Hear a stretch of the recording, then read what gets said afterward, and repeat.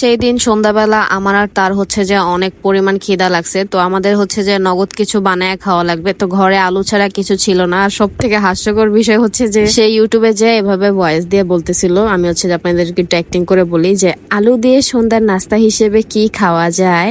তো আলু দিয়ে ইউটিউবে মশলা দিলে অনেকগুলো রেসিপি দিছিল, কিন্তু একটাও হচ্ছে যে করার মতো না, যেগুলাতে অনেক টাইম লাগবে আর অনেক ঝামেলা, অনেক খাটনি।